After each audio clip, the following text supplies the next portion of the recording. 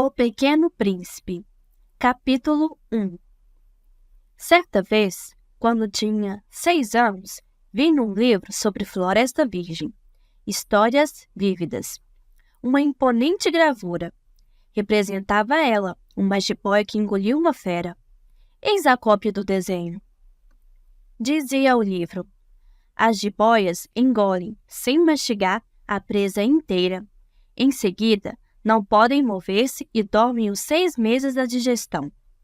Refleti muito sobre as aventuras da selva e fiz, com lápis de cor, o meu primeiro desenho. Meu desenho número 1 era assim. Mostrei minha obra-prima às pessoas grandes e perguntei se o meu desenho lhes fazia medo. Responderam-me: por que é que um chapéu faria medo? Meu desenho não representava um chapéu, representava uma jiboia digerindo um elefante. Desenhei então o interior da jiboia, a fim de que as pessoas grandes pudessem compreender. Elas têm sempre necessidade de explicações. Meu desenho número 2 era assim. As pessoas grandes aconselhavam-me deixar de lado os desenhos de jiboias abertas ou fechadas e dedicar-me de preferência à geografia, à história, ao cálculo, à gramática. Foi assim que abandonei, aos 6 anos, uma esplêndida carreira de pintor. Eu fora desencorajado pelo insucesso do meu desenho número 1 e do meu desenho número 2. As pessoas grandes não compreendem nada sozinhas, e é cansativo para as crianças estar toda hora explicando.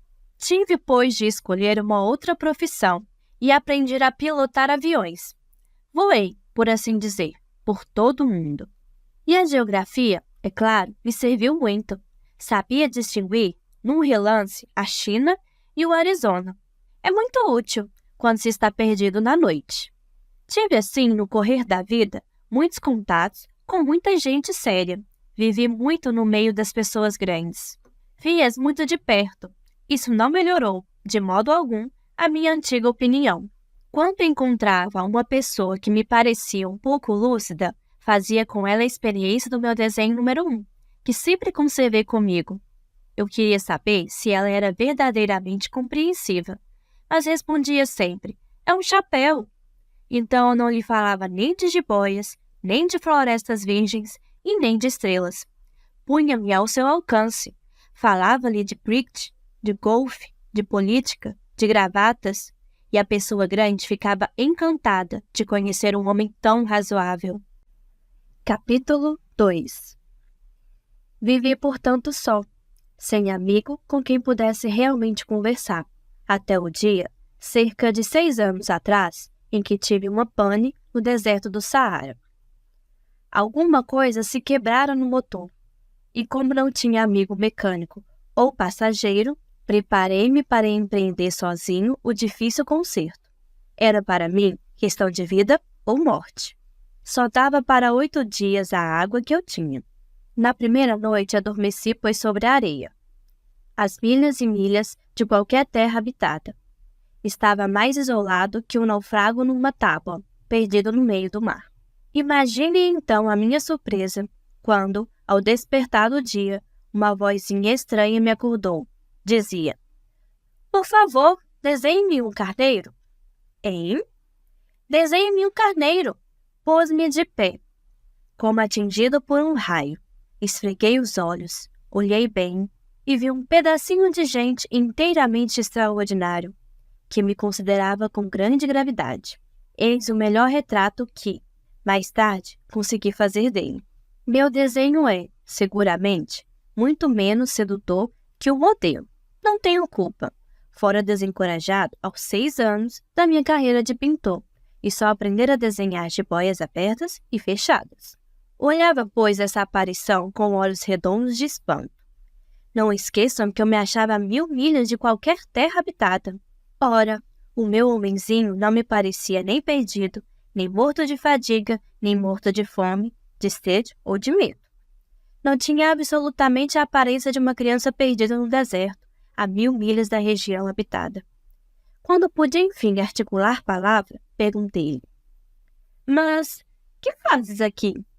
E ele repetiu-me então, brandamente, como uma coisa muito séria: Por favor, desenhe-me um carneiro. Quando o mistério é muito impressionante, a gente não ousa desobedecer, pois mais absurdo que aquilo me parecesse a 1000 milhas de todos os lugares habitados e em perigo de morte, tirei do bolso uma folha de papel e uma caneta. Mas lembrei-me, então, que eu havia estudado de preferência geografia, história, cálculo e gramática, e disse ao garoto, com um pouco de mau humor, que eu não sabia desenhar. Respondeu-me, não tem importância, desenhe um carneiro. Como jamais houvesse desenhado um carneiro, refiz para ele um dos 2 únicos desenhos que sabia, o da jiboia fechada, e fiquei estupefato de ouvir o garoto replicar. Não, eu não quero um elefante numa jiboia. A jiboia é perigosa e o elefante toma muito espaço. Tudo é pequeno onde eu moro. Preciso é de um carneiro. Desenhe um carneiro. Então eu desenhei. Olhou atentamente e disse, não, esse já está muito doente. Desenha outro. Desenhei de novo. Meu amigo sorriu com indulgência. Bem, vês que isso não é um carneiro. É um bode. Olha os chifres. Fiz mais uma vez o desenho, mas ele foi recusado como os precedentes. Esse aí é muito velho. Quero um carneiro que viva muito. Então, perdendo a paciência, como tinha pressa de desmontar o motor, rabisquei o desenho ao lado e risquei. Esta é a caixa e o carneiro está dentro. Mas fiquei surpreso de ver iluminar-se a face do meu pequeno juiz. Era assim mesmo que eu queria. Será preciso muito capim para esse carneiro? Por quê? Porque é muito pequeno onde eu moro. Qualquer coisa chega. Eu te dei um carneiro de nada. Inclinou a cabeça sobre o desenho. Não é tão pequeno assim. Olha, adormeceu. E foi desse modo que eu travei conhecimento. Um dia, com um pequeno príncipe. Capítulo 3. Levei muito tempo para compreender de onde viera. O príncipezinho, que me fazia milhares de perguntas, não parecia sequer escutar as minhas. Palavras pronunciadas ao acaso e que foram, pouco a pouco, revelando tudo. Assim, quando viu pela primeira vez meu avião, não vou desenhá-lo aqui, é muito complicado para mim. Perguntou-me bruscamente, que coisa é aquela? Não é uma coisa, aquilo voa, é um avião, o meu avião. Eu estava orgulhoso de me comunicar que eu voava. Então ele exclamou, como? Tu caístes do céu? Sim, eu disse modestamente. Ah, como é engraçado! E o príncipezinho deu uma bela risada que me irritou profundamente. Gosto que levem a sério as minhas desgraças. Em seguida acrescentou. Então, tu também vens do céu? De que planeta és? Vislumbrei um clarão no mistério da sua presença e interroguei bruscamente. Tu vês então de outro planeta? Mas ele não me respondeu. Balançava lentamente a cabeça considerando o avião. É verdade que, nisto aí, não podes ter vindo de longe. Mergulhou então num pensamento que durou muito tempo. Depois, tirando do bolso o meu carneiro, ficou contemplando o seu tesouro. Poderão imaginar que eu ficaria intrigado com aqueles semi-confidências sobre os outros planetas. Esforcei-me, então, por saber mais um pouco. De onde vens, meu bem? Onde é tua casa? Para onde queres levar o meu carneiro? Ficou meditando em silêncio e respondeu depois. O bom é que a caixa que me destes poderá, de noite, servir de casa. Sem dúvida. E se tu fores bonzinho, darei também uma corda para amarrá-lo durante o dia e uma estaca. A proposta pareceu chocá-lo. Amarrar? Que ideia esquisita! Mas se tu não o amarras, ele vai-se embora e se perde. E meu amigo deu uma nova risada. Mas aonde queres que ele vá? Não sei, por aí, andando sempre para frente. Então o príncipezinho observou muito sério. Não faz mal, é tão pequeno onde eu moro. E depois, talvez com um pouco de melancolia, acrescentou ainda. Quando a gente anda sempre para frente, não pode mesmo ir longe. Capítulo 4. Eu aprendera, pois, uma segunda coisa, importantíssima. O seu planeta de origem era pouco maior que uma casa. Não era surpresa para mim. Sabia que além dos grandes planetas, Terra, Júpiter, Marte ou Vênus, aos quais se deram nomes a centenas e centenas de outros, por vezes tão pequenos que mal se veem no telescópio. Quando o astrônomo descobre um deles, dá-lhe por um nome um número. Chama-o, por exemplo, asteroide 3251. Tenho sérias razões para supor que o planeta de onde vinha o príncipe era um asteroide B612. Esse asteroide só foi visto uma vez ao telescópio, em 1909, por um astrônomo turco. Ele fizera na época uma grande demonstração da sua descoberta no Congresso Internacional de Astronomia. Mas ninguém lhe dera crédito, por causa das roupas que usava. As pessoas grandes são assim. Felizmente, para a reputação do asteroide B612, um ditador turco obrigou o povo, sob pena de morte, a vestir-se à moda europeia.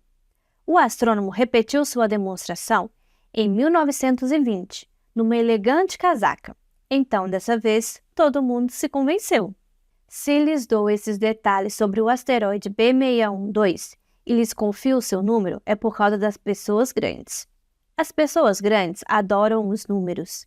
Quando a gente lhe fala de um novo amigo, elas jamais se informam do essencial. Não perguntam nunca: qual é o som da sua voz? Quais os brinquedos que prefere? Será que ele coleciona borboletas? Mas pergunta: qual é a sua idade? Quantos irmãos ele tem? Quanto pesa? Quanto ganha seu pai? Somente então é que elas julgam conhecê-lo. Se dizemos às pessoas grandes: vi uma bela casa de tijolos cor-de-rosa, gerânios na janela, pombas no telhado, elas não conseguem, de modo nenhum, fazer uma ideia da casa. É preciso dizer-lhe: vi uma casa de 600 contos. Então elas exclamam: que beleza! Assim, se a gente lhe disser: a prova de que o príncipezinho existe é que ele era encantador, que ele ria e que ele queria um carneiro, quando alguém quer um carneiro é porque existe. Elas darão de ombros e nos chamarão de criança. Mas se dissermos: o planeta de onde ele vinha é o asteroide B612, ficarão inteiramente convencidas e não amolarão com perguntas. Elas são assim mesmo. É preciso não lhes querer mal por isso. As crianças devem ser muito indulgentes com as pessoas grandes. Mas nós que compreendemos a vida, nós não ligamos aos números. Gostaria de ter começado essa história à moda dos contos de fada. Teria gostado de dizer: era uma vez um pequenino príncipe que habitava um planeta pouco maior que ele e que tinha necessidade de um amigo. Para aqueles que compreendem a vida, isso parecia sem dúvida muito mais verdadeiro. Por que eu não gosto que leiam meu livro levianamente? Dá-me tanta tristeza narrar essas lembranças. Faz já 6 anos que meu amigo se foi com o seu carneiro. Se tento descrevê-lo aqui, é justamente porque não quero esquecer. É triste esquecer um amigo. Nem todo mundo tem amigos. E eu corro o risco de ficar como as pessoas grandes, que só se interessam por números. Foi por causa disso que a comprei uma caixa de tintas e alguns lápis também. É duro pôr-se a desenhar na minha idade, quando nunca se fez outra tentativa além das jiboias fechadas e abertas dos longínquos 6 anos. Experimentei, claro, fazer os retratos mais parecidos que puder, mas não tenho muita esperança de conseguir. Um desenho parece passável, outro já é inteiramente diverso. Engano-me também no tamanho. Ora o príncipezinho está muito grande, ora o pequeno demais. Hesito também quanto à cor do seu traje. Vou arriscando então, aqui e ali. Enganar-me-ei, provavelmente em detalhes dos mais importantes. Mas é preciso desculpar. Meu amigo nunca dava explicações. Julgava-me talvez semelhante a ele, mas, infelizmente, não sei ver carneiro através da caixa. Sou um pouco como as pessoas grandes. Acho que envelheci. Capítulo 5. Dia a dia, eu ficava sabendo mais alguma coisa do planeta, da partida, da viagem. Mas isso devagarinho, ao acaso das reflexões. Foi assim que vim a conhecer, no 3º dia, o drama dos baobás. Dessa vez ainda, foi graças ao carneiro, pois bruscamente o príncipezinho me interrogou, tomado de grave dúvida. É verdade que os carneiros comem arbustos? Sim, é verdade. Ah, que bom. Não compreendi logo porque era tão importante que os carneiros comessem arbustos, mas o príncipezinho acrescentou: por conseguinte, eles comem também baobás? Fiz notar ao príncipezinho que os baobás não são arbustos, mas árvores grandes como igrejas, e que mesmo que ele levasse consigo todo um rebanho de elefantes, eles não conseguiriam dar cabo de um único baobá. A ideia de um rebanho de elefantes fez rir ao príncipezinho. Seria preciso botar um por cima do outro, mas notou em seguida sabiamente: os baobás, antes de crescer, são pequenos. É fato. Mas por que desejas tu que os carneiros comam baobás pequenos? Por que haveria de ser? Respondeu-me, como se tratasse de uma evidência. E foi-me preciso um grande esforço de inteligência para compreender sozinho esse problema. Com efeito, no planeta do príncipezinho havia, como em todos os outros planetas, ervas boas e más. Por conseguinte, sementes boas de ervas boas, sementes más de ervas más. Mas as sementes são invisíveis. Elas dormem no segredo da terra até que uma cisma de despertar. Então ela espreguiça e lança timidamente para o sol o inofensível galinho. Se é de roseira ou de rabanete, podemos deixar que cresça à vontade. Mas quando se trata de uma planta ruim, é preciso arrancar logo, mal a tenhamos conhecido. Ora, havia sementes terríveis no planeta do príncipezinho, as sementes de baobá. O solo do planeta estava infestado, e um baobá, se a gente custa descobri-lo, nunca mais se livra dele. Atravanca todo o planeta, perfura-o com suas raízes. E se o planeta é pequeno e os baobás numerosos, o planeta acaba rachando. É uma questão de disciplina, me disse mais tarde o príncipezinho. Quando a gente acaba o toalete da manhã, começa a fazer com cuidado a toalete do planeta. É preciso que a gente se conforme em arrancar regularmente os baobás logo que se distinguem das roseiras, com os quais muitos se parecem quando pequenos. É um trabalho sem graça, mas de fácil execução. E um dia aconselhou-me a tentar um belo desenho que fizesse essas coisas entrarem de uma vez na cabeça das crianças. Se algum dia tiverem de viajar, explicou-me, poderá ser útil para elas. Às vezes não há inconveniente em deixar um trabalho para mais tarde, mas quando se trata de baobá, é sempre uma grande catástrofe. Conheci um planeta habitado por um preguiçoso. Havia deixado 3 arbustos e, de acordo com as indicações do príncipezinho, desenhei o tal planeta. Não gosto de tomar o tom de moralista. Mas o perigo dos baobás é tão pouco conhecido e tão grandes os riscos daquele que se perdesse num asteroide que, ao menos uma vez, faço exceção à minha reserva. E digo, portanto, meninos, cuidado com os baobás. Foi para advertir meus amigos de um perigo que há tanto tempo os ameaçava, como a mim, sem que pudéssemos suspeitar que tanto caprichei naquele desenho. A lição que eu dava valia a pena. Perguntarão talvez, por que não há nesse livro outros desenhos tão grandiosos como desenhos do baobás? A resposta é simples. Tentei, mas não consegui. Quando desenhei os baobás, estava inteiramente possuído pelo sentimento de urgência. Capítulo 6. Assim eu comecei a compreender, pouco a pouco, meu pequeno príncipezinho, a tua vida melancólica. Muito tempo não tivestes outra distração que não a doçura do pôr do sol. Aprendi esse novo detalhe quando me dissestes, na manhã do 4º dia. Gosto muito de pôr do sol. Vamos ver um? Mas é preciso esperar. Esperar o quê? Esperar que o sol se ponha. Tu fizestes um ar de surpresa. E logo depois, riste de ti mesmo. Disseste-me, eu imagino sempre estar em casa. De fato, quando é meio-dia nos Estados Unidos, o sol, todo mundo sabe, está se deitando na França. Bastaria ir à França num minuto para assistir o pôr do sol. Infelizmente, a França é longe demais. Mas no teu pequeno planeta, bastava apenas recuar um pouco a cadeira e contemplavas o crepúsculo todas as vezes que desejavas. Um dia, eu vi o sol se pôr 43 vezes. E um pouco mais tarde acrescentastes. Quando a gente está triste demais, gosta do pôr do sol. Estavas tão triste assim no dia dos 43? Mas o príncipezinho não respondeu. Capítulo 7. No quinto dia, sempre graças ao carneiro, este segredo da vida do pequeno príncipe foi de súbito revelado. Perguntou-me, sem preâmbulo, como se fora o fruto de um problema muito tempo meditado em silêncio. Um carneiro, se come arbusto, come também as flores? Um carneiro come tudo o que encontra. Mesmo as flores que têm um espinho? Sim, mesmo as que têm. Então, para que servem os espinhos? Eu não sabia. Estava ocupadíssimo naquele instante, tentando desatarrachar do motor um parafuso muito apertado.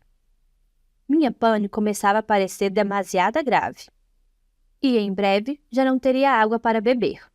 Para que servem os espinhos? O príncipezinho jamais renunciava a uma pergunta, depois que a tivesse feito. Mas eu estava irritado com o parafuso e respondi qualquer coisa. Espinho não serve para nada. São pura maldade das flores.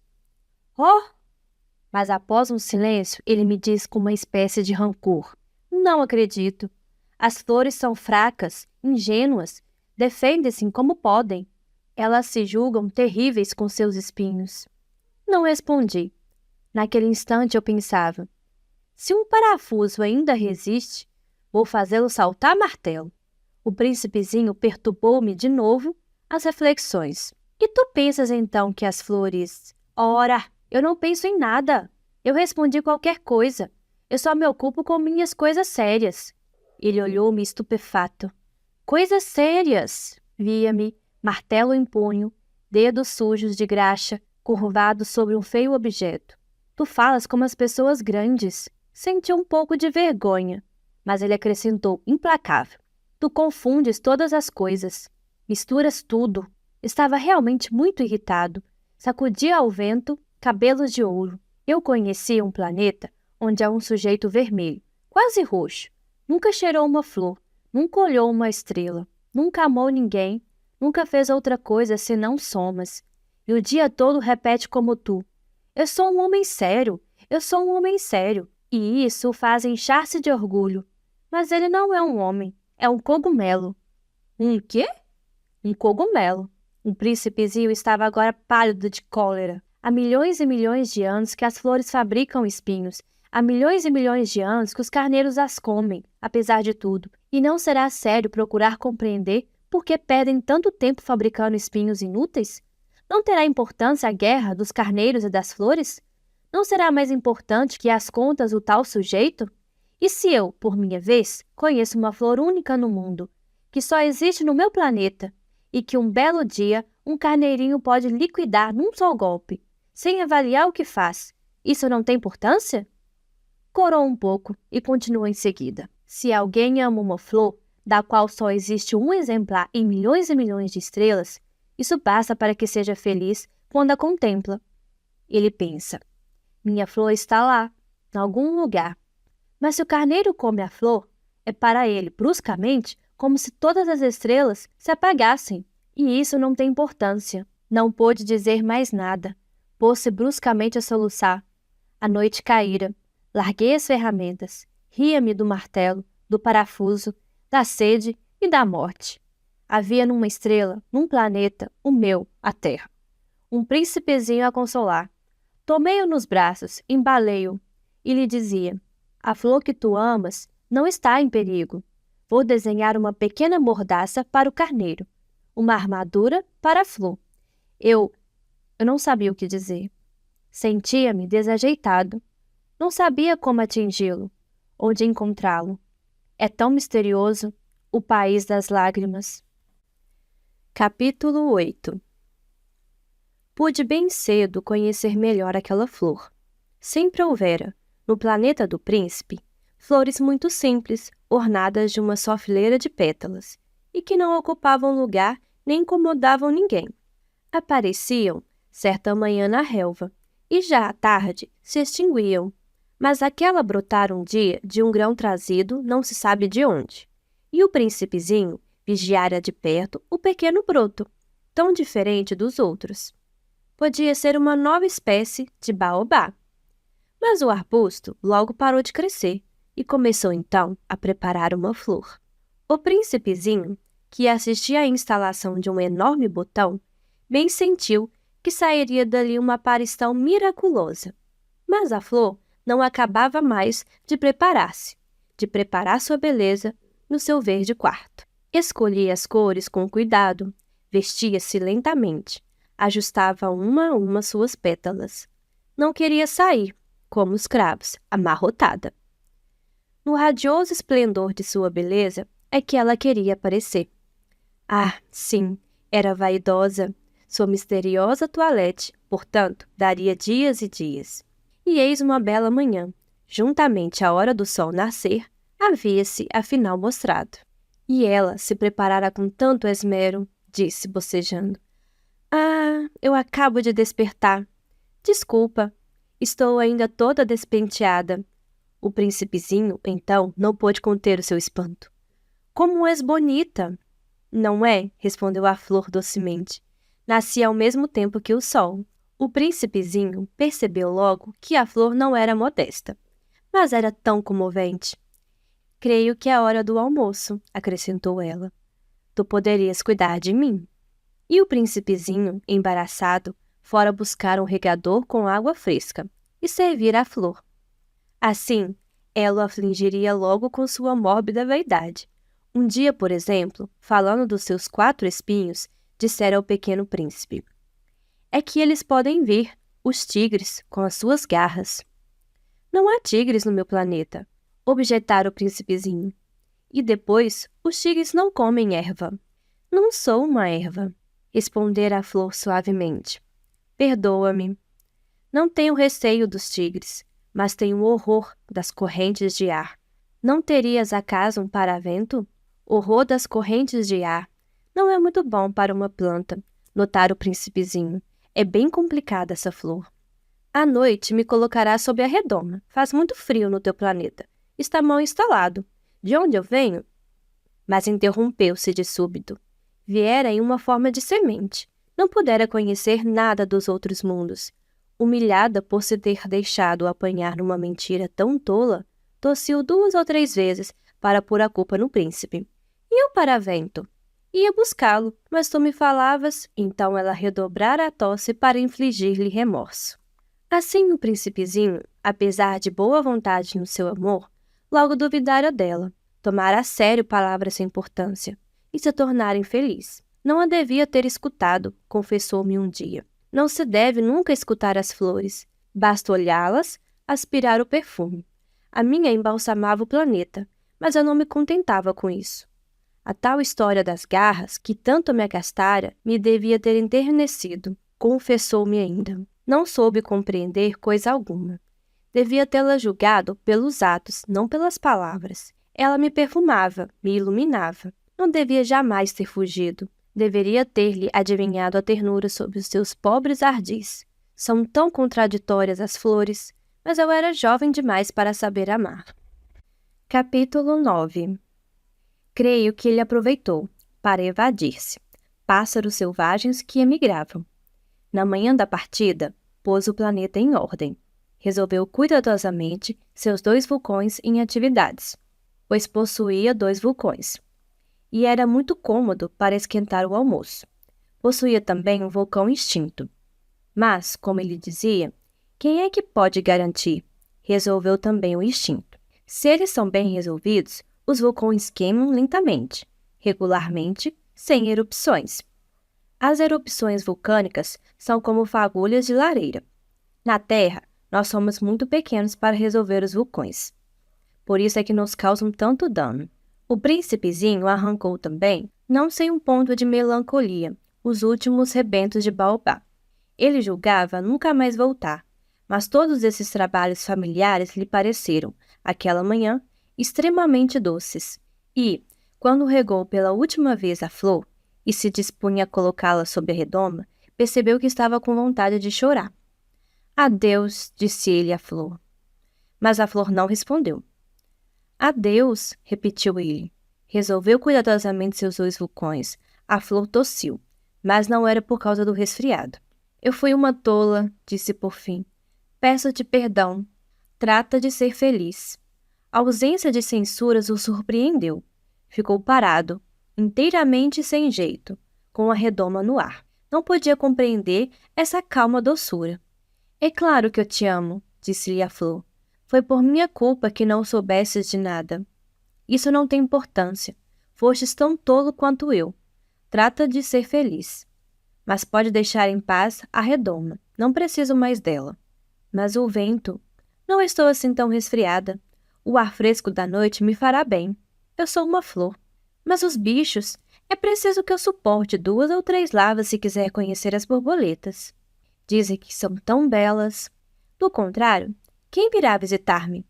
Tu estarás longe. Quando os bichos grandes, não tenho medo deles. Eu tenho as minhas garras. E ela mostrava ingenuamente seus 4 espinhos. Em seguida acrescentou. Não demores assim, que é exasperante. Tu decidisses partir. Vai-te embora. Pois ela não queria que ele a visse chorar. Era uma flor muito orgulhosa. Capítulo 10. Ele se achava na região dos asteroides 325, 326, 327, 328, 329 e 330. Começou, pois, a visitá-los, para procurar uma ocupação e se instruir. O primeiro era habitado por um rei. O rei sentava-se, vestido de púrpura e arminho, num trono muito simples, posto que majestoso. — Ah, eis um súdito! Exclamou o rei ao dar com o príncipezinho. E o príncipezinho perguntou a si mesmo, como pode ele reconhecer-me, se jamais me viu? Ele não sabia que, para os reis, o mundo é muito simplificado. Todos os homens são súditos. Aproxima-te, para que eu te veja melhor, disse o rei, todo orgulhoso de poder ser rei para alguém. O príncipezinho procurou com olhos onde sentar-se, mas o planeta estava todo atravancado pelo magnífico manto de arminho. Ficou então de pé. Mas como estava cansado, bocejou. É contra a etiqueta bocejar na frente do rei, disse o monarca. Eu o proíbo. Não posso evitá-lo, disse o príncipezinho confuso. Fiz uma longa viagem e não dormi ainda. Então, disse o rei, eu te ordeno que bocejes. Há anos que não vejo ninguém bocejar. Os bocejos são uma raridade para mim. Vamos, boceja, é uma ordem. Isso me intimida. Eu não posso mais, disse o príncipezinho todo vermelho. Respondeu o rei. Então eu te ordeno, ora, bocejares e ora... Ele gaguejava um pouco e parecia vexado, porque o rei fazia questão fechada que a sua autoridade fosse respeitada. Não tolerava desobediência. Era um monarca absoluto. Mas, como era muito bom, dava ordens razoáveis. Se eu ordenasse, costumava dizer, que um general se transformasse em gaivota e o general não me obedecesse, a culpa não seria do general, seria minha. Posso sentar-me? Interrogou timidamente o príncipezinho. Eu te ordeno que sentes, respondeu-lhe o rei, que puxou majestosamente um pedaço do manto de arminho. Mas o príncipezinho se espantava. O planeta era minúsculo. Sobre quem reinaria o rei? Majestade, eu vos peço perdão de ousar interrogar-vos, e eu te ordeno que me interrogues, apressou-se o rei a declarar. Majestade, sobre quem é que reinas? Sobre tudo, respondeu o rei, com uma grande simplicidade. Sobre tudo? O rei, com um gesto discreto, designou seu planeta, os outros e também as estrelas. Sobre tudo isso? Sobre tudo isso, respondeu o rei. Pois ele não era apenas um monarca absoluto, era também um monarca universal. E as estrelas vos obedecem? Sem dúvida, disse o rei. Obedecem prontamente. Eu não tolero indisciplina. Um tal poder maravilhou-se o príncipezinho. Se ele fosse detentor do mesmo, teria podido assistir, não a 44, mas a 72, ou mesmo a 100, ou mesmo a 200 pôres do sol no mesmo dia, sem precisar sequer afastar a cadeira. e, como se sentisse um pouco triste à lembrança do seu pequeno planeta abandonado, ousou solicitar do rei uma graça. Eu desejava ver o pôr do sol. Faze-me esse favor. Ordenai ao sol que se ponha, e se eu ordenasse o meu general voar de uma flor a outra como borboleta, ou escrever uma tragédia, ou transformar-se em gaivota, e o general não executasse a ordem recebida, quem, ele ou eu, estaria errado? Vós, respondeu com firmeza o príncipezinho. Exato. É preciso exigir de cada um o que cada um pode dar, replicou o rei. A autoridade repousa sobre a razão. Se ordenares a teu povo que ele se lance no mar, farão todos revolução. Eu tenho o direito de exigir obediência, porque minhas ordens são razoáveis. E meu pôr do sol? Lembrou o príncipezinho, que nunca esquecia a pergunta que houvesse formulado. Teu pôr do sol, tu o terás. Eu o exigirei. Mas eu esperarei, na minha ciência de governo, que as condições sejam favoráveis. Quando serão? Indagou o príncipezinho. Hein? Respondeu o rei, que consultou inicialmente um grosso calendário. Será lá por volta de 7h40, esta noite. E tu verás como sou bem obedecido.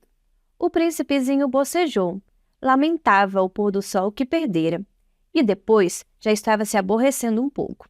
Não tenho mais nada para fazer aqui, disse ao rei. Vou prosseguir minha viagem. Não partas, respondeu o rei, que estavas orgulhoso de ter um súdito. Não partas. Eu te faço ministro. Ministro de quê? Da justiça. Mas não há ninguém aqui a julgar?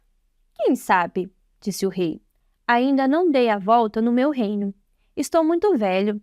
Não tenho lugar para carruagem, e andar cansa-me muito. Oh, mas eu já vi, disse o príncipe, que se inclinou para dar ainda uma olhadela do outro lado do planeta. Não consigo ver ninguém. Tu julgarás a ti mesmo, respondeu-lhe o rei. É o mais difícil. É bem mais difícil julgar a si mesmo que julgar os outros. Se consegues julgar-te bem, eis um verdadeiro sábio. Mas eu posso julgar-me a mim mesmo, própria em qualquer lugar, replicou o príncipezinho.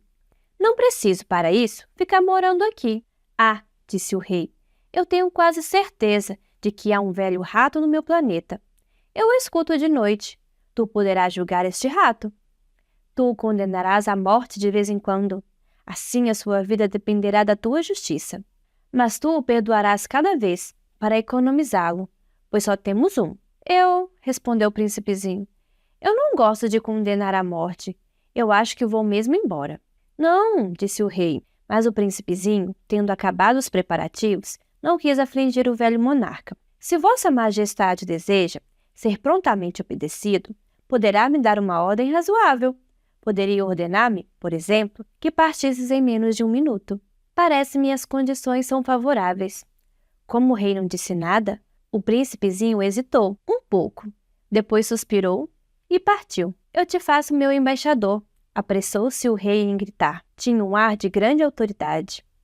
As pessoas grandes são muito esquisitas, pensava, durante a viagem, o príncipezinho. Capítulo 11. O segundo planeta, um vaidoso o habitava. Um admirador vem visitar-me, exclamou de longe o vaidoso.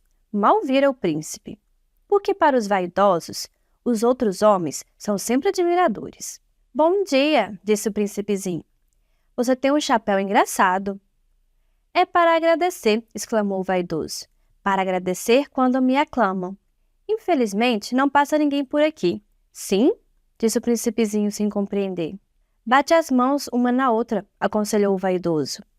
O príncipezinho bateu as mãos uma na outra. O vaidoso agradeceu modestamente, erguendo o chapéu. Ah, isso é mais divertido que a visita ao rei, disse consigo mesmo o príncipezinho. E recomeçou a bater as mãos uma na outra. O vaidoso recomeçou a agradecer, tirando o chapéu. Após 5 minutos de exercício, o príncipezinho cansou-se com a monotonia do brinquedo. E para o chapéu cair? Perguntou ele. Que é preciso fazer? Mas o vaidoso não ouviu. Os vaidosos só ouvem os elogios. Não é verdade que tu me admiras muito? Perguntou ele ao príncipezinho. Que quer dizer admirar? Admirar significa reconhecer que sou o homem mais belo, mais rico, mais inteligente e mais bem vestido de todo o planeta. Mas só você no seu planeta. Dá-me esse gosto, admira-me mesmo assim? Eu te admiro, disse o príncipezinho dando de ombros. Mas como isso pode interessar-te? E o príncipezinho foi-se embora. As pessoas grandes são decididamente muito bizarras, ia pensando ele pela viagem afora. Capítulo 12. O planeta seguinte era habitado por um bêbado. Esta visita foi muito curta, mas mergulhou o príncipezinho numa profunda melancolia. — Que fazes aí? Perguntou ao bêbado, silenciosamente instalado diante de uma coleção de garrafas vazias e uma coleção de garrafas cheias. — Eu bebo, respondeu o bêbado, com ar lúgubre. — Por que é que bebes? Perguntou-lhe o príncipezinho. — Para esquecer, respondeu o beberrão. — Esquecer o quê? Indagou o príncipezinho, que já começava a sentir pena. — Esquecer que eu tenho vergonha, confessou o bêbado, baixando a cabeça. — Vergonha de quê? Investigou o príncipezinho, que desejava socorrê-lo. — Vergonha de beber, concluiu o beberrão, encerrando-se definitivamente no seu silêncio. E o príncipezinho foi-se embora, perplexo. As pessoas grandes são decididamente muito bizarras, dizia de si para si durante a viagem. Capítulo 13. O quarto planeta era o do homem de negócios. Estava tão ocupado que não levantou sequer a cabeça chegada do príncipe. — Bom dia, disse-lhes este. O seu cigarro está apagado. 13 e 2 são 5. 5 e 7, 12. 12 e 3, 15. Bom dia! 15 e 7, 22. 22 e 6, 28. Não há tempo para acender de novo. 20 e 6 e 5, 31. Ufa! São, pois, 501.622.731. 500 milhões de quê, hein? Ainda estás aqui? 501 milhões de... Eu não sei mais. Tenho tanto trabalho. Sou um sujeito sério. Não me preocupo com ninharias. 2 e 5, 7. 500 milhões de quê? Repetiu o príncipezinho, que nunca na sua vida renunciava a uma pergunta, uma vez que a tivesse feito. O homem de negócios levantou a cabeça. Há 54 anos que habita este planeta, e só foi incomodado 3 vezes. A primeira vez foi há 22 anos, por um besouro caído não sei de onde. Fazia um barulho terrível, e cometi 4 erros na soma. A segunda foi há 11 anos, por uma crise de reumatismo. Falta de exercício. Não tenho tempo para passeio. Sou um sujeito sério. A terceira é esta. Eu dizia, portanto, 501 milhões. Milhões de quê? O homem de negócios compreendeu que não havia esperança de paz. Milhões dessas coisinhas que se veem às vezes no céu. Moscas? Não, não. Essas coisinhas que brilham. Abelhas? Também não. Essas coisinhas douradas que fazem sonhar os ociosos. Eu cá sou um sujeito sério. Não tenho tempo para divagações. Ah, estrelas! Isso mesmo, estrelas. E que fazes tu de 500 milhões de estrelas? 501.622.731. Eu sou um sujeito sério, gosto de exatidão. E que fazes tu dessas estrelas? Que faço delas? Sim. Nada, eu as possuo. Tu possui as estrelas? Sim, mas eu já vi um rei que os reis não possuem, eles reinam sobre. É muito diferente. E de que serve possuir as estrelas? Serve-me para ser rico. E para que te serve ser rico? Para comprar outras estrelas, se alguém achar. Esse aí, disse o príncipezinho para si mesmo. Raciocina um pouco como bêbado. No entanto, fez ainda algumas perguntas. Como pode a gente possuir as estrelas? De quem são elas? Respondeu ameaçador o homem de negócios. Eu não sei. De ninguém. Logo, são minhas, porque pensei primeiro. Basta isso? Sem dúvida. Quando achas um diamante que não é de ninguém, ele é teu. Quando achas uma ilha que não é de ninguém, ela é tua. Quando tens uma ideia primeiro, tu a fazes registrar. Ela é sua. E quando a mim, eu possuo as estrelas, pois ninguém antes de mim teve a ideia de as possuir. Isso é verdade, disse o príncipezinho. O que fazes tu com elas? Eu as administro. Eu as conto e reconto, disse o homem de negócios. É difícil, mas eu sou um homem sério. O príncipezinho ainda não estava satisfeito. Eu, se possuo um lenço, posso colocá-lo em torno do pescoço e levá-lo comigo. Se possuo uma flor, posso colher a flor e levá-la comigo. Mas tu não podes colher as estrelas. Não, mas eu posso colocá-las num banco. O que quer dizer com isso? Quer dizer que eu escrevo num papelzinho o número das minhas estrelas. Depois, tranco o papel e a chave numa gaveta. Só isso? E basta. É divertido, pensou o príncipezinho. É bastante poético, mas não é muito sério. O príncipezinho tinha, sobre as coisas sérias, ideias muito diversas das ideias das pessoas grandes. Eu, disse ele ainda, possuo uma flor que rego todos os dias. Possuo 3 vulcões que revolvo toda semana, porque revolvo também o que está extinto. A gente nunca sabe. É útil para os meus vulcões, é útil para a minha flor, que eu os possua. Mas tu não és útil para as estrelas. O homem de negócios abriu a boca, mas não achou nada a responder. E o príncipezinho se foi. As pessoas grandes são mesmo extraordinárias, repetia simplesmente no percurso da viagem. Capítulo 14. O 5º planeta era muito curioso. Era o menor de todos. Mal dava para um lampião e um acendedor de lampiões. O príncipezinho não podia atinar para que pudesse servir. No céu, num planeta sem casa e sem gente, um lampião e um acendedor de lampiões. No entanto, disse consigo mesmo, talvez esse homem seja mesmo absurdo. No entanto, é menos absurdo que o rei, que o vaidoso e que o homem de negócios, que o beberrão. Seu trabalho, ao menos, tem um sentido. Quando acende o lampião, é como se fizesse nascer mais uma estrela, mais uma flor. Quando apaga, porém, é a estrela ou flor que adormecem. É uma ocupação bonita. E é útil, porque é bonita. Quando abordou o planeta, saudou respeitosamente o acendedor. Bom dia! Por que acabas de apagar seu lampião? Eu executo uma tarefa terrível. É o regulamento, respondeu o acendedor. Bom dia. Que é o regulamento? É apagar meu lampião. Boa noite. E tornou a acender. Mas por que acabas de o acender de novo? É o regulamento, respondeu o acendedor. Eu não compreendo, disse o príncipezinho. Não é para compreender, disse o acendedor. Regulamento é regulamento. Bom dia. E apagou o lampião. Em seguida, enxugou a fronte num lenço de quadrinhos vermelhos. Eu executo uma tarefa terrível. Antigamente era razoável. Apagava de manhã e acendia à noite. Tinha o resto do dia para descansar e o resto da noite para dormir. Depois disso, mudou o regulamento? O regulamento não mudou, disse o acendedor. Aí é que está o drama.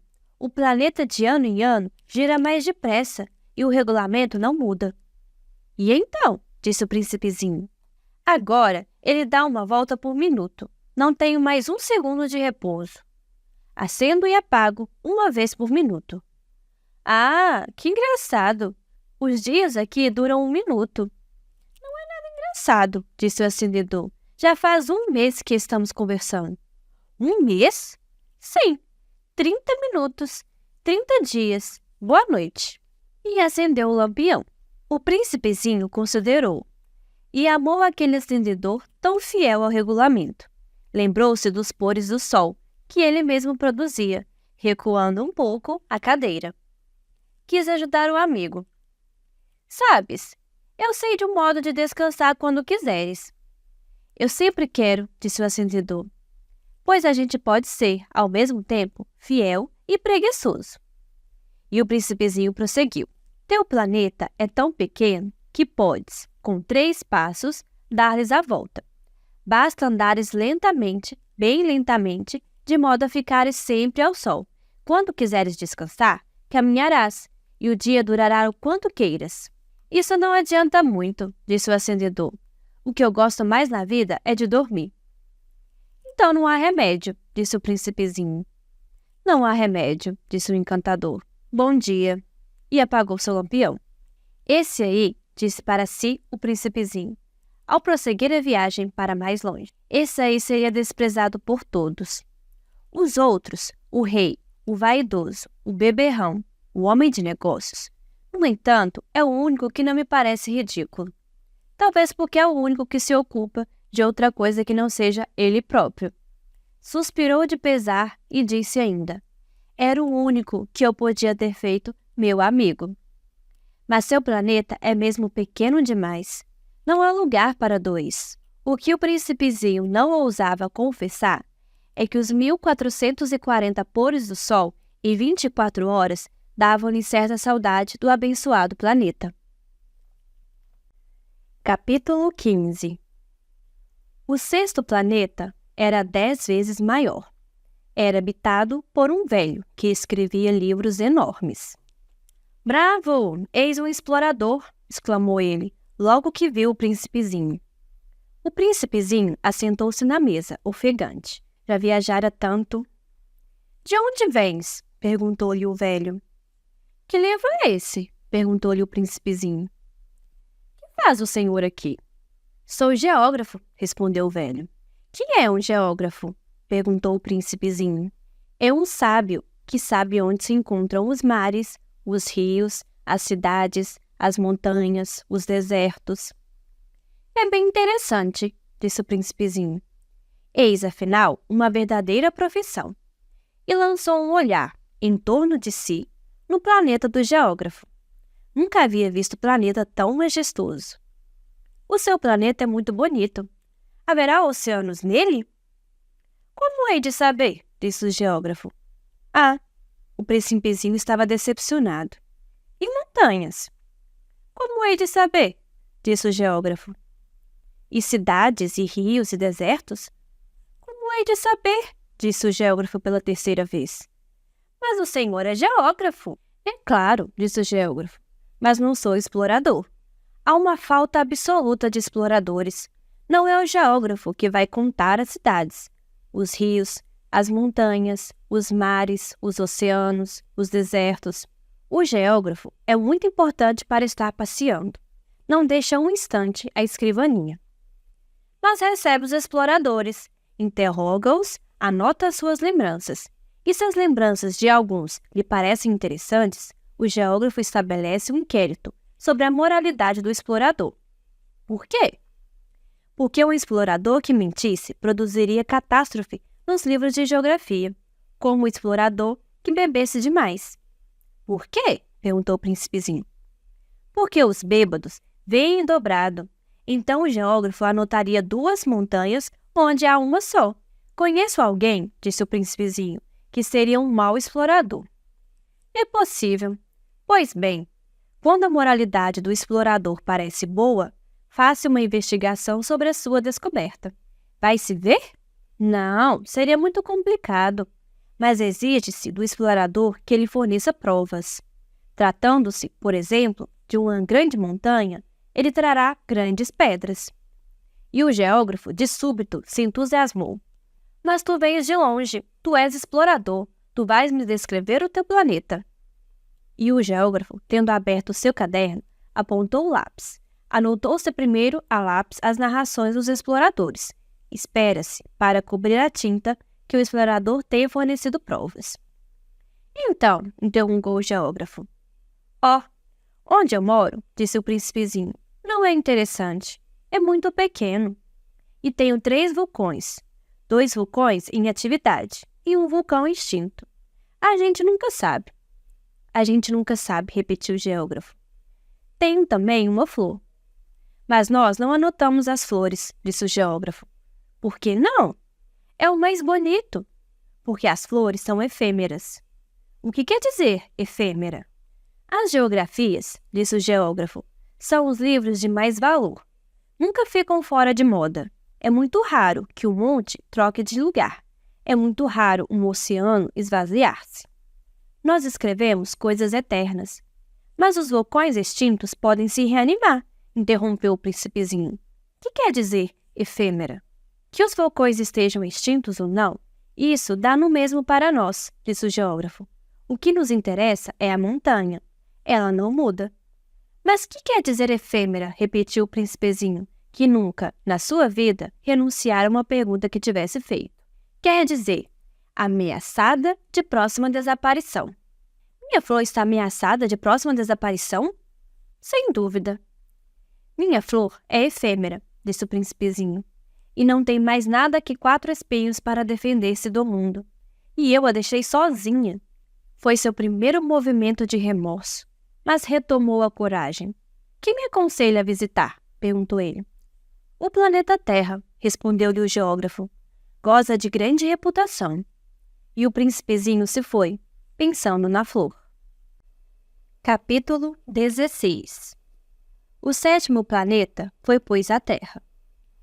A Terra não é um planeta qualquer. Contam-se lá 111 reis.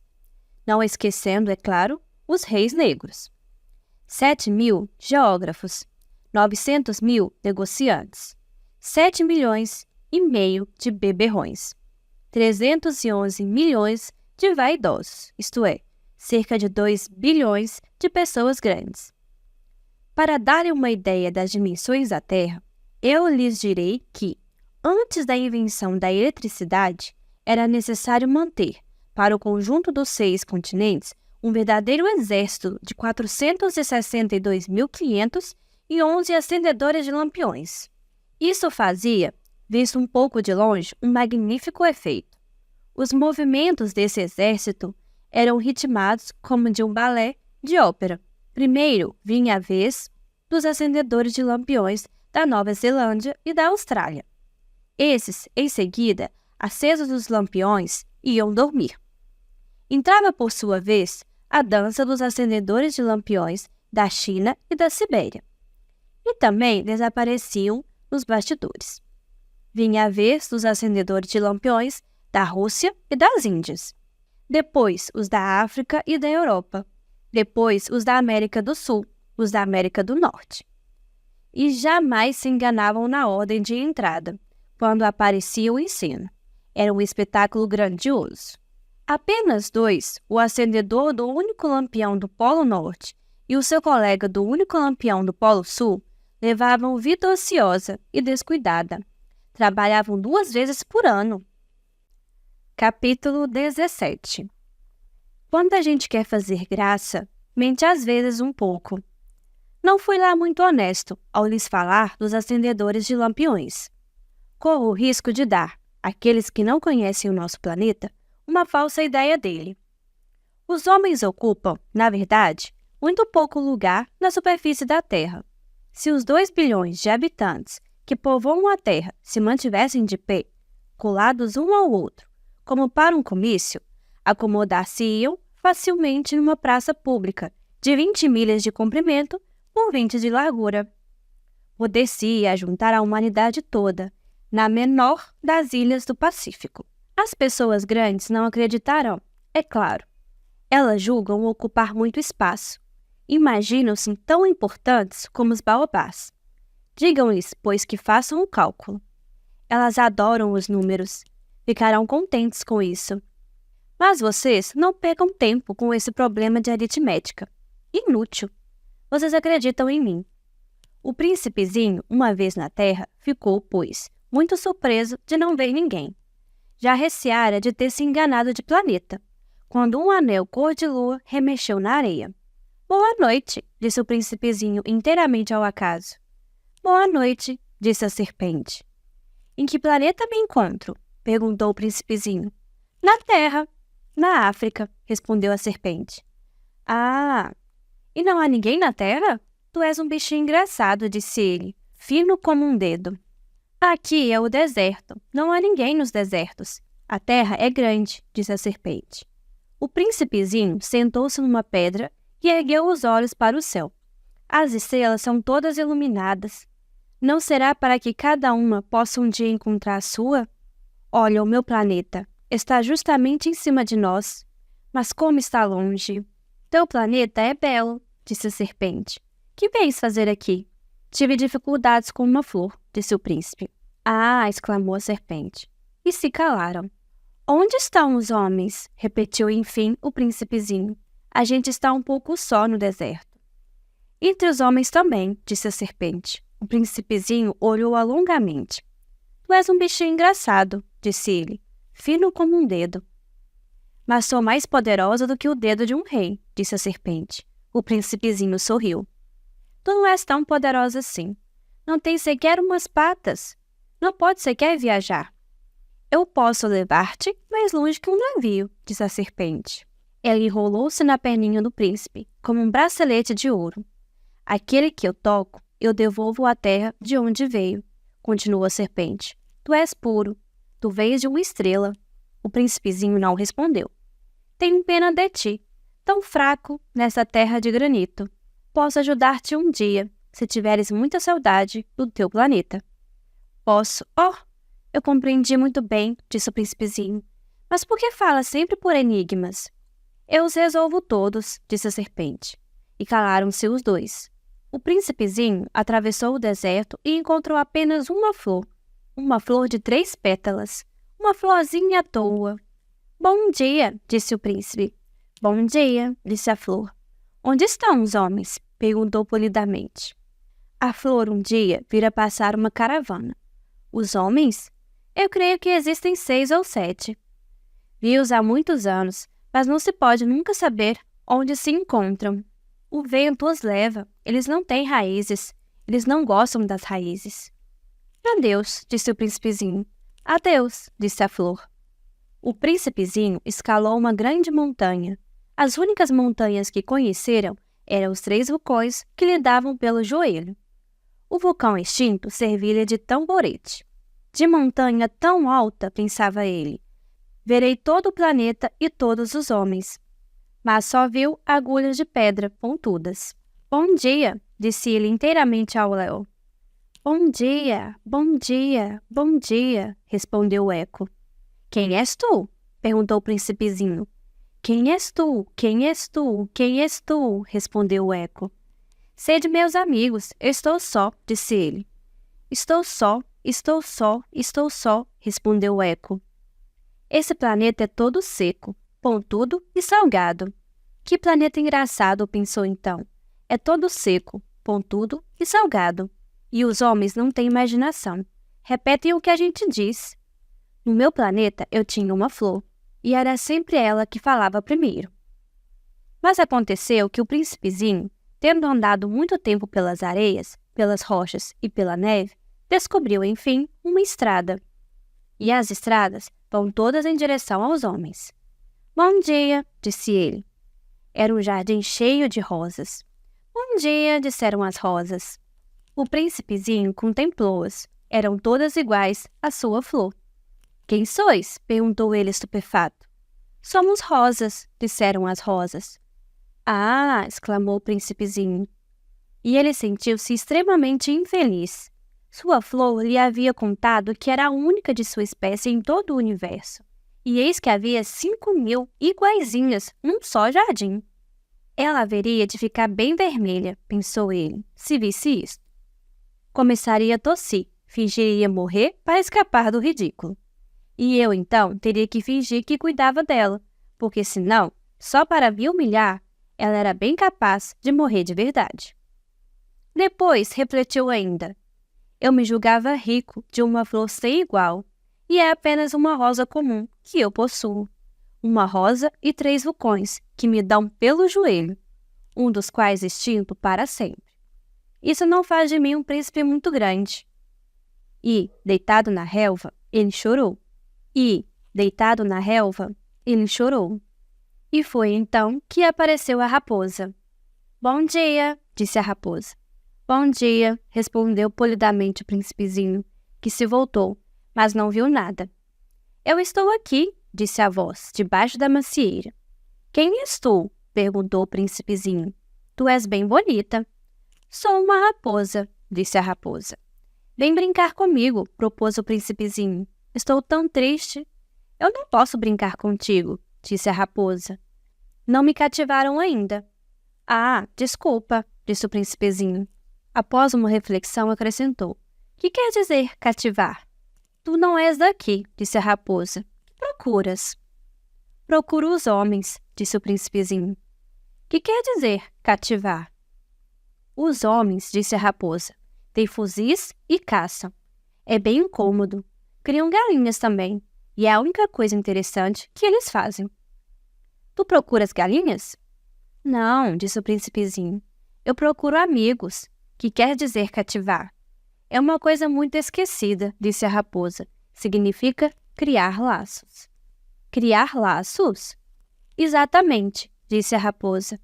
Tu não és ainda para mim, senão um garoto inteiramente igual a 100.000 outros garotos. E eu não tenho necessidade de ti. E tu não tens também necessidade de mim. Não passo a teus olhos de uma raposa igual a 100.000 outras raposas. Mas se tu me cativas, nós teremos necessidade um do outro. Serás para mim o único no mundo, e eu serei para ti única no mundo. Começo a compreender, disse o príncipezinho. Existe uma flor? Eu creio que ela me cativou. É possível, disse a raposa. Vê-se tanta coisa na terra. Oh, não foi na terra, disse o príncipezinho. A raposa pareceu intrigada. Num outro planeta? Sim. Há caçadores nesse planeta? Não. Que bom. E galinhas? Também não. Nada é perfeito, suspirou a raposa. Mas a raposa voltou à sua ideia. Minha vida é monótona. Eu caço as galinhas e os homens me caçam. Todas as galinhas se parecem e todos os homens se parecem também. E por isso eu me aborreço um pouco. Mas se tu me cativas, minha vida será como que cheia de sol. Conhecerei um barulho de passos que será diferente dos outros. Os outros passos me fazem entrar debaixo da terra. O teu me chamará para fora da toca, como se fosse música. E depois, olha, vês, lá longe, os campos de trigo? Eu não como pão. O trigo para mim é inútil. Os campos de trigo não me lembram coisa alguma. E isso é triste. Mas tu tens cabelos por de ouro. Então será maravilhoso quando me tiveres cativado. O trigo que é dourado fará-me lembrar de ti, e eu amarei o barulho do vento do trigo. A raposa calou-se e considerou por um tempo o príncipe. Por favor, cativa-me, disse ela. Bem quisera, disse o príncipezinho, mas eu não tenho muito tempo. Tenho amigos a descobrir e muitas coisas a conhecer. A gente só conhece bem as coisas que cativou, disse a raposa. Os homens não têm mais tempo de conhecer coisa alguma. Compram tudo prontinho nas lojas, mas como não existem lojas de amigos, os homens não têm mais amigos. Se tu queres um amigo, cativa-me. O que é preciso fazer? Perguntou o príncipezinho. É preciso ser paciente, respondeu a raposa. Tu te sentarás primeiro um pouco longe de mim, assim, na relva. Eu te olharei com o canto do olho e tu não dirás nada. A linguagem é uma fonte de mal-entendidos, mas cada dia se sentarás mais perto. No dia seguinte, o príncipezinho voltou. Teria sido melhor voltares à mesma hora, disse a raposa. Se tu vens, por exemplo, às 4 da tarde, desde as 3 eu começarei a ser feliz. Quando mais a hora for chegando, mais eu me sentirei feliz. Às 4 horas, então, estarei inquieta e agitada. Descobrirei o preço da felicidade. Mas se tu vens a qualquer momento, nunca saberei a hora de preparar o coração. É preciso ritos. Que é um rito? Perguntou o príncipezinho. É uma coisa muito esquecida também, disse a raposa. É o que faz com que um dia seja diferente dos outros dias, uma hora das outras horas. Os meus caçadores, por exemplo, possuem um rito. Dançam na quinta-feira com as moças da aldeia. A quinta-feira, então, é o dia maravilhoso. Vou passear até a vinha. Se os caçadores dançassem qualquer dia, os dias seriam todos iguais, e eu não teria férias. Assim, o príncipezinho cativou a raposa. Mas quando chegou a hora da partida, a raposa disse: Ah, eu vou chorar. A culpa é tua, disse o príncipezinho. Eu não te queria fazer mal. Mas tu quisesses que eu te cativasse? Quis, disse a raposa. Mas tu vais chorar, disse o príncipezinho. Vou, disse a raposa. Então, não sais lucrando nada. Eu lucro, disse a raposa, por causa da cor do trigo. Depois ela acrescentou. Vai rever as rosas, Tu compreenderás que a tua é a única no mundo. Tu voltarás para me dizer adeus, e eu te farei presente de um segredo. Foi o príncipezinho rever as rosas. Vós não sois absolutamente iguais à minha rosa. Vós não sois nada ainda. Ninguém ainda vos cativou, nem cativastes a ninguém. Sois como era a minha raposa. Era uma raposa igual a 100.000 outras, mas eu fiz dela um amigo. Ela é agora única no mundo. E as rosas estavam desapontadas.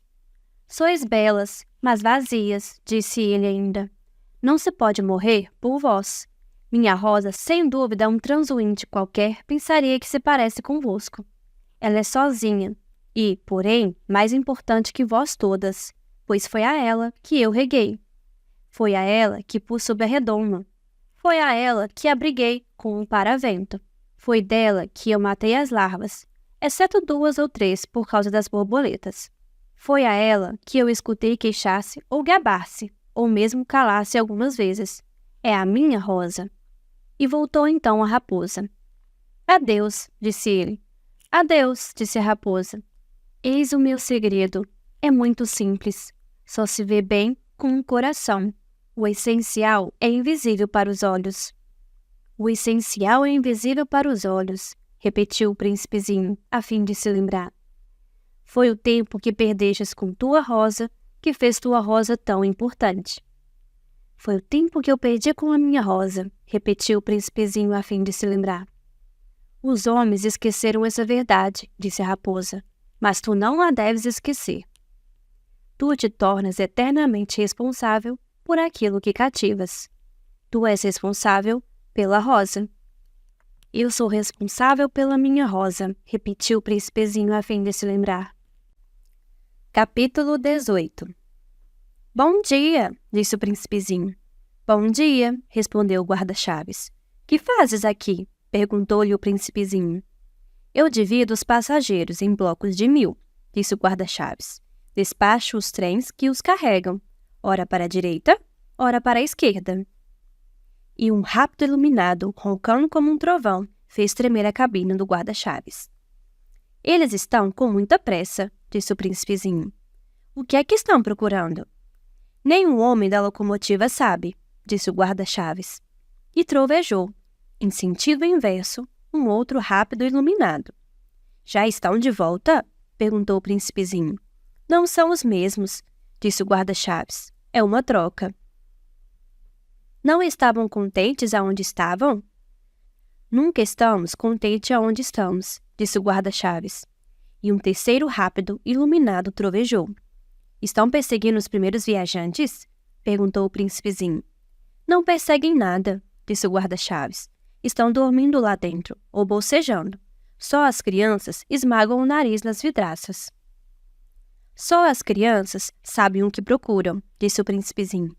Perdem tempo como uma boneca de pano, e a boneca se torna muito importante, e choram quando a gente a toma. Elas são felizes, disse o guarda-chaves. Capítulo 19. Bom dia, disse o príncipezinho. Bom dia, disse o vendedor. Era um vendedor de pílulas aperfeiçoadas que aplacavam a sede. Toma-se uma por semana, e não é mais preciso beber. Por que vendes isso? Perguntou o príncipezinho. É uma grande economia de tempo, disse o vendedor. Os peritos calcularam, a gente ganha 53 minutos por semana. O que se faz, então, com os 53 minutos? O que a gente quiser. Eu, pensou o príncipezinho, se tivesse 53 minutos para gastar, iria caminhando, passo a passo, mãos no bolso, na direção de uma fonte. Capítulo 20. Estávamos no 8º dia da minha pane, justamente quando bebi a última gota da minha provisão de água. Foi o que ouvi, a história do vendedor. Ah, disse eu ao príncipezinho, são bem bonitas as tuas lembranças, mas eu não consertei ainda meu avião. Não tenho mais nada para beber. E eu seria feliz. Eu também, se pudesse, ia caminhando passo a passo, mãos no bolso, na direção de uma fonte. Minha amiga raposa me disse, Meu caro, não se trata mais de raposa. Por que não? Porque vamos morrer de sede. Ele não compreendeu meu raciocínio e respondeu: é bom ter tido um amigo, mesmo se a gente vai morrer. Eu estou muito contente de ter tido a raposa por amiga. Não avalie o perigo, disse eu. Não tenho nunca fome ou sede. Um raio de sol lhe basta. Mas ele me olhou ao que eu pensava. Tenho sede também. Procuremos um poço. Eu fiz um gesto de desânimo. É absurdo procurar um poço ao acaso, na imensidão do deserto. No entanto, pusemo-nos a caminho. Já tínhamos andado horas em silêncio quando a noite caiu e as estrelas começaram a brilhar. Eu as via como em sonho, porque tinha um pouco de febre por causa da sede. As palavras do príncipezinho dançavam-me na memória. Tu tens sede também? Perguntei-lhe.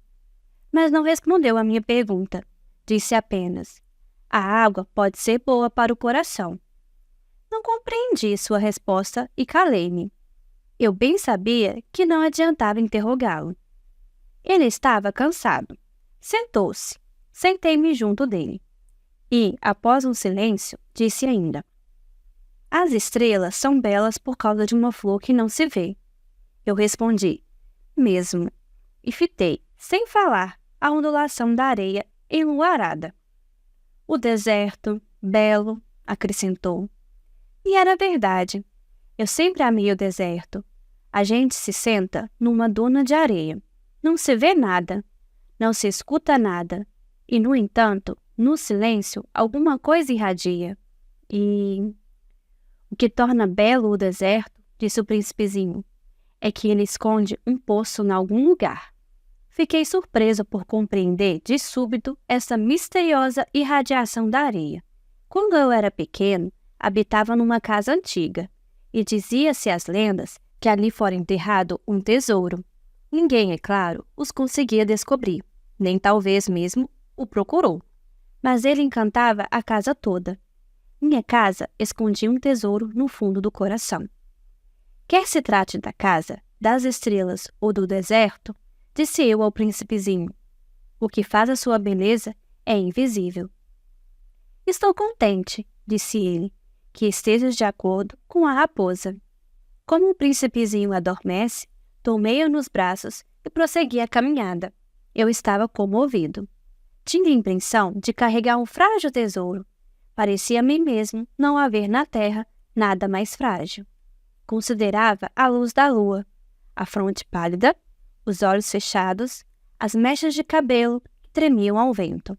E eu pensava: o que eu vejo não é mais que uma casca, o mais importante é invisível. Como seus lábios entreabertos esboçavam um sorriso, pensei ainda: o que tanto me comove esse príncipe adormecido é sua fidelidade a uma flor. É a imagem de uma rosa que brilha nele como a chama de uma lâmpada, mesmo quando dorme. Eu o pressentia, então, mais frágil ainda. É preciso proteger as lâmpadas com cuidado. Um sopro as pode apagar. E caminhando assim, eu descobri o poço. O dia estava raiando. Capítulo 21. Os homens, disse o príncipezinho, se enfurnam nos rápidos, mas não sabem o que procuram. Então eles se agitam, ficam rodando à toa. E acrescentou: e isso não adianta. O poço a que tínhamos chegado não se parecia de forma alguma com os poços do Saara. Os poços do Saara são simples buracos na areia. Aquele parecia um poço de aldeia, mas não havia ali aldeia alguma, e eu julgava sonhar. É estranho, disse eu ao príncipezinho. Tudo está preparado, a rodana, o balde e a corda. Ele riu, pegou a corda, fez girar a rodana. E a rodana gemeu como gemem os velhos cataventos, quando o vento dormiu por muito tempo. Tu escutas? Disse o príncipe. Estamos acordando o poço. Ele canta. Eu não queria que ele fizesse esforço. Deixe que eu puxe, disse eu. É muito pesado para o teu tamanho. Lentamente, içei o balde até em cima. e o instalei com cuidado na borda do poço. Nos meus ouvidos permanecia ainda o canto da roldana, e na água, que ainda brilhava, via tremer o sol. "Tenho sede dessa água", disse o príncipezinho. "Dá-me de beber?"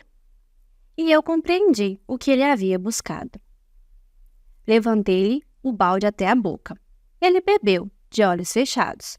Era doce como uma festa. Essa água era muito mais que um alimento. Nascera da caminhada sob as estrelas, do canto da roldana, do esforço do meu braço. Era boa para o coração, como um presente. Quando eu era pequeno, todo o esplendor do presente de Natal estava também na luz da árvore, na música da missa de meia-noite, na doçura dos risos.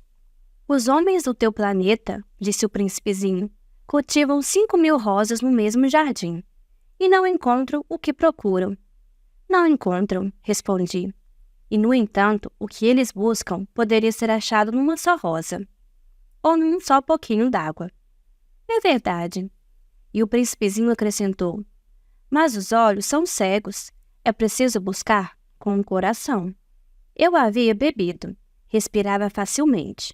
A areia é cor de mel quando amanhece, e a cor de mel me fazia feliz. Por que haveria eu de estar triste? "É preciso", disse baixinho o príncipe, "que cumpras a tua promessa." Ele estava de novo sentado junto de mim. "Que promessa?" "Tu sabes, a mordaça do meu carneiro. Eu sou responsável pela flor." Tirei do bolso as minhas tentativas de desenho. O príncipezinho os viu e disse rindo: "Teus baobás parecem um pouco repolhos." Oh, eu estava tão orgulhoso dos meus baobás. "Tua raposa, as orelhas dela parecem chifres. São compridas demais." Ele riu outra vez. "Tu és injusto, meu bem. Eu só sabia desenhar jiboias abertas e fechadas." "Não faz mal", disse ele. "As crianças entendem."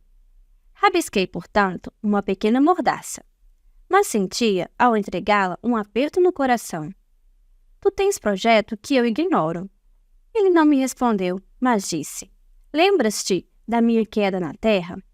Amanhã será o aniversário." Depois, após um silêncio, acrescentou: "Caí pertinho daqui." E ficou vermelho ao dizê-lo. E de novo, sem compreender por quê, eu senti um estranho pesar. No entanto, ocorreu-me perguntar: "Então não foi por acaso que vagas sozinho? Quando te encontrei há 8 dias, a milhas e milhas de qualquer região habitada, não estarias voltando ao ponto da queda?" O príncipezinho ficou vermelho de novo, e eu acrescentei, hesitando: "Terá sido por causa do aniversário?" O príncipezinho ficou mais vermelho. Não respondia nunca às perguntas, mas quando a gente fica vermelho, não é o mesmo que dizer sim. "Ah", disse-lhe eu tenho medo." Mas ele respondeu: "Tu deves agora trabalhar, ir em busca do teu aparelho. Espero-te aqui. Volte amanhã de tarde." Mas eu não estava tranquilo.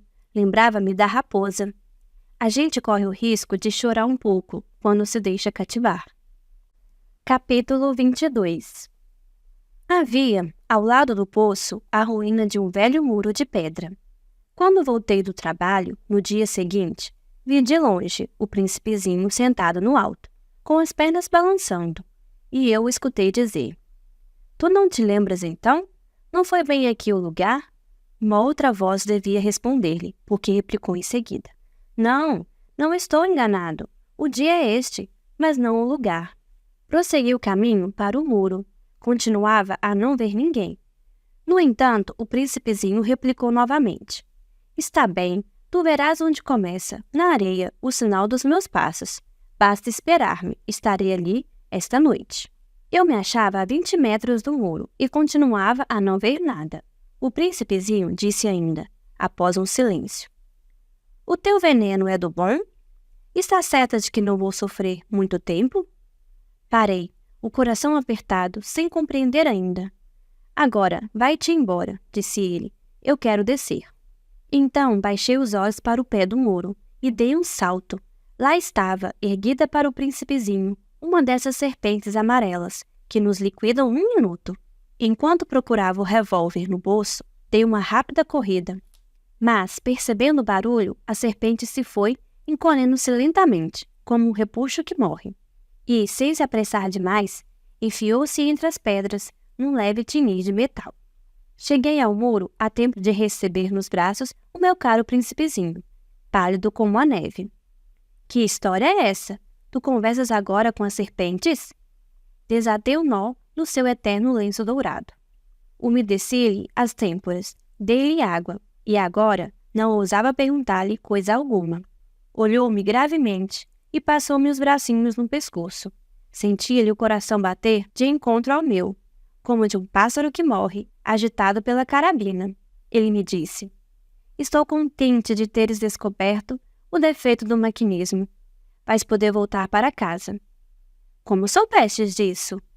Eu vinha justamente anunciar-lhe que, contra toda a expectativa, havia realizado o concerto. Nada respondeu à minha pergunta, mas acrescentou: eu também volto hoje para casa. Depois, com melancolia, ele disse: é bem mais longe, bem mais difícil. Eu percebia claramente que algo de extraordinário se passava. Apertava-o nos braços, como se fosse uma criancinha, mas tinha a impressão de que ele ia deslizando verticalmente no abismo, sem que eu nada pudesse fazer para detê-lo. Seu olhar estava sério, perdido ao longe. Tenho o teu carneiro, e a caixa para o carneiro, e a mordaça. Agora, vai-te embora, disse ele. Eu quero descer. Ele sorriu com tristeza. Esperei muito tempo. Pareceu-me que ele ia se aquecendo de novo, pouco a pouco. Meu querido, tu tivestes medo.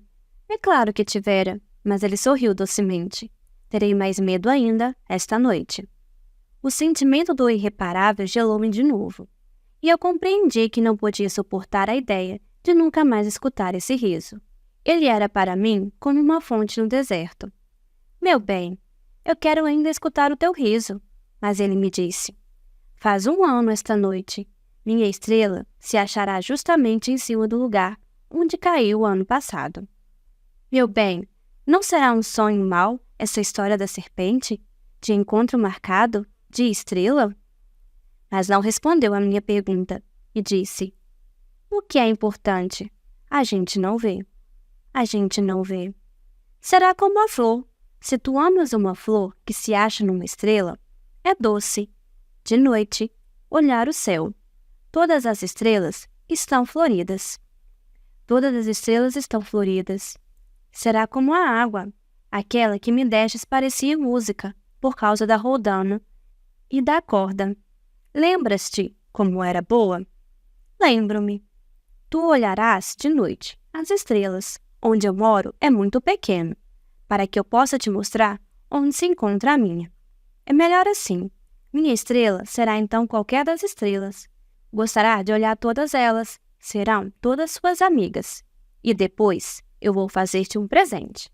Ele riu outra vez. Ah, meu pedacinho de gente, meu amor, como eu gosto de ouvir esse riso. Pois ele é o meu presente, será como a água. Que queres dizer? As pessoas têm estrelas que não são as mesmas. Para uns que viajam, as estrelas são iguais.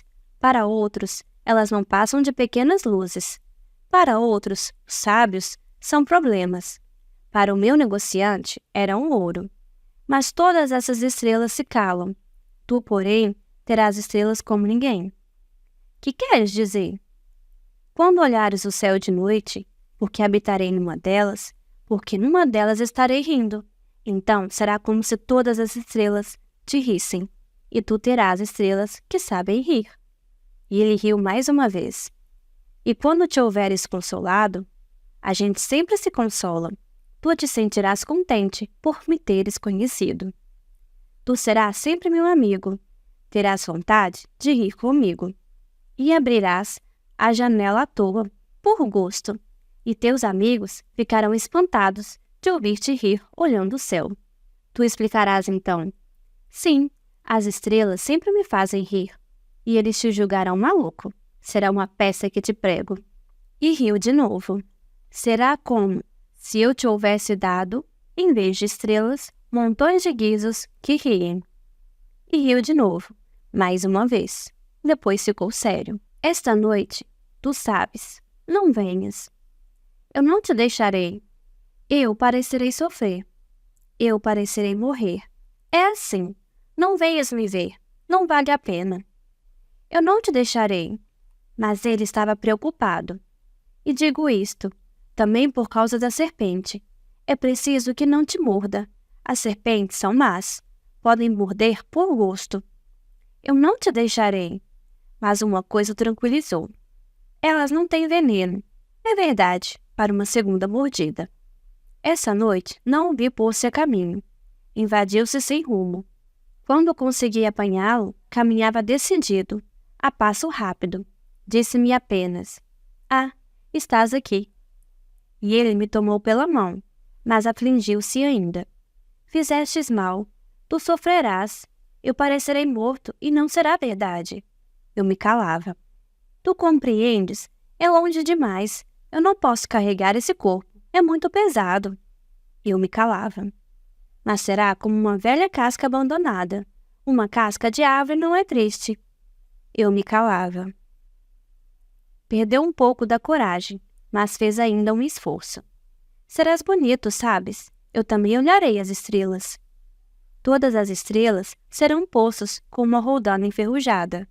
Todas as estrelas me darão de beber." E eu me calava. "Será tão divertido. Tu terás 500 milhões de guizos. Eu terei 500 milhões de fontes." E ele se calou também, porque estava chorando. "É aqui. Deixa-me dar um passo sozinho." E sentou-se, porque tinha medo. Disse ainda: "Tu sabes, minha flor, eu sou responsável por ela. Ela é tão frágil, tão ingênua. Tem 4 espinhos, de nada para defendê-la do mundo."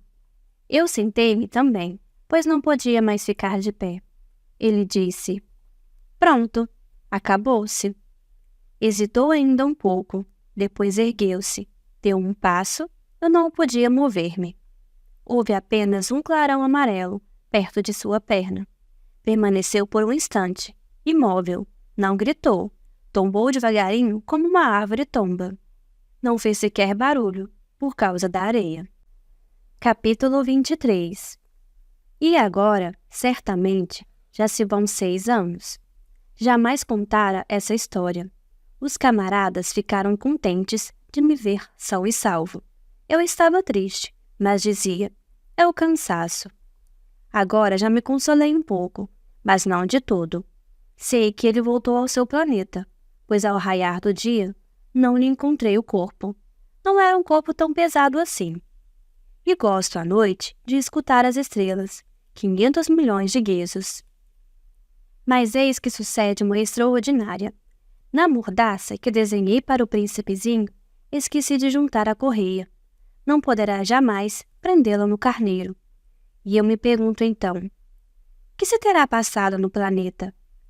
Pode bem ser que o carneiro tenha comido a flor. Ora, eu penso, certamente que não. O príncipezinho encerrara a flor todas as noites na redoma de vidro e vigiava bem o carneiro. Então eu me sinto feliz, e todas as estrelas riem docemente. Ora, eu digo, uma vez ou outra a gente se distrai, e basta isto.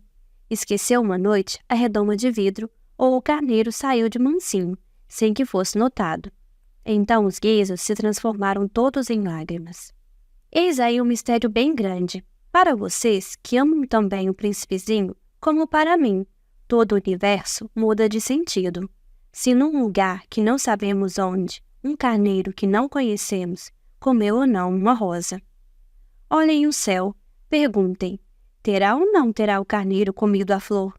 E verão como tudo fica diferente. E nenhuma pessoa grande jamais compreenderá que isso tenha tanta importância. Esta é, para mim, a mais bela paisagem do mundo, e também a mais triste. É a mesma da página precedente, mas desenhei-a de novo para mostrar-lhe bem.